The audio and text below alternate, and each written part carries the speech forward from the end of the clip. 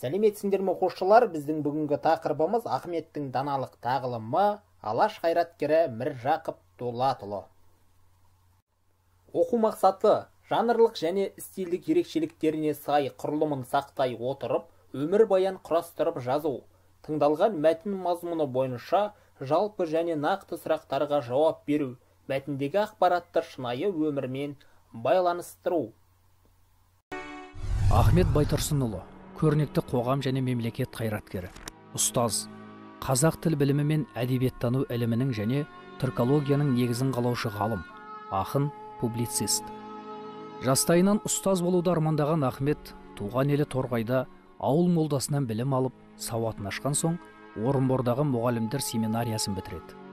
Сөйтіп, туған өңірі Қостанайдың ауыл мектептерінде мұғалім болып бала оқытты. 1904-1906 жылдары Қарқаралыда орыс қазақ мектебін басқарды.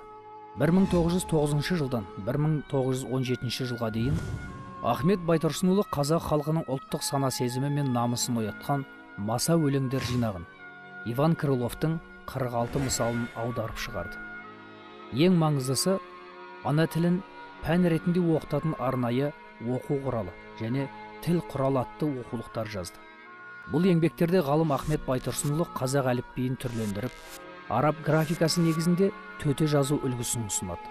Сөйтіп, қазақ әліпбиінің жаңа әрі қолайлы нұсқасын жасап, қазақ тілі грамматикасының және жалпы қазақ тіл білімі ғылымының негізін салды. Ресей және Еуропа ғалымдарының пікірінше, Ахмет Байтұрсынұлы ұсынған жаңа қазақ әліпбиі озық жазу үлгісі болып шықты. Яғни, қалай жазылса, солай оқылатын біркелкі концепция қалыптастыру үлкен ғылыми жаңалық болды. Қырғыз, қарақалпақ және башқұрт халықтары өз әліпбиін жасағанда Ахмет Байтұрсынұлы ұсынған емле үлгісін пайдаланды. Ал кейінірек қазақ тілін латын және кириллица әліпбилеріне көшіру кезінде де Ахмет Байтұрсынұлы жасаған жүйе негізге алынды. 1885 жылдың 25 қарашасында қазақ ақыны, жазушы, ағартушы педагог Міржақып Дулатұлы дүниеге келді. Алыстан алаш десе аттанамын, қазақты қазақ десе мақтанамын. Болғанда әкем қазақ, анам қазақ, мен неге қазақтықтан сақтанамын. Ұлт үшін еміреніп, жұрт үшін тебіренген Міржақып Дулатұлының бар арманы азаттықтың ақтаң еді. Ол қазақ жастарынан жалын күтті.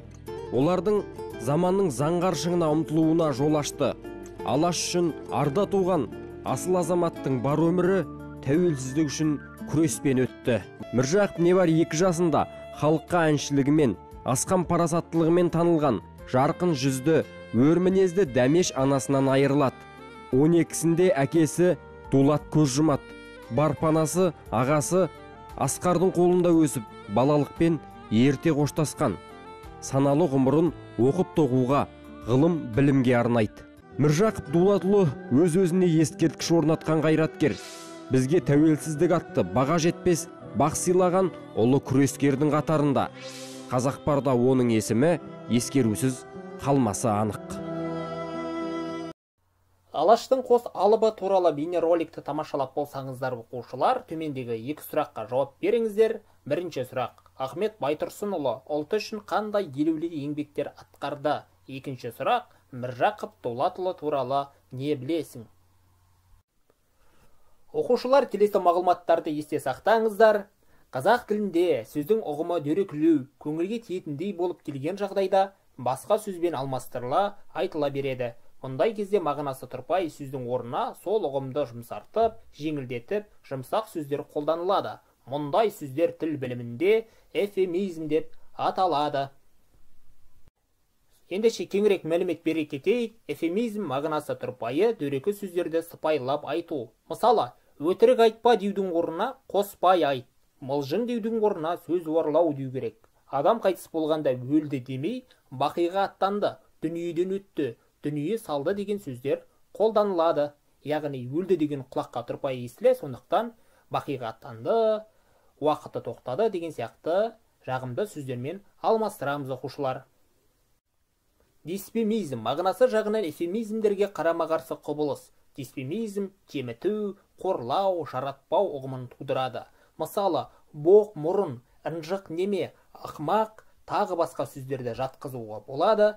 Дисфемизмдер әдеби тіл нормасына жатпайды. Яғни қандай да бір көркем шығарманы жазу барысында бұндай сөздер қолданылмай, тек қана диалогтарда кейіпкердің аузына ғана салып береді. Яғни кейіпкердің қандай адам екенін көрсету мақсатында ғана қолданылады.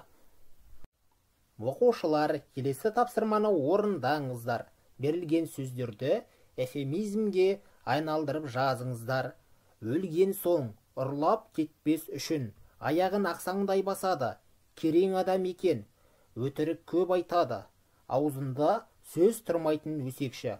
Осы сөздерді берілген кесте бойынша эфемизмге айналдырып жазамыз. Өмір баян дегеніміз не? Осы сұрақ төңірегінде қысқаша жауап бере кетейік. Өмір баян жеке адамның өмір жолы хронологиялық тәртіпте қысқаша жасалған ресми құжат.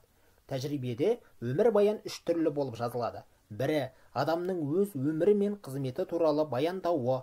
Бұл көбінесе қызметке орналасу кезіндегі жеке іс қағазына қоса тігілу үшін жазылады.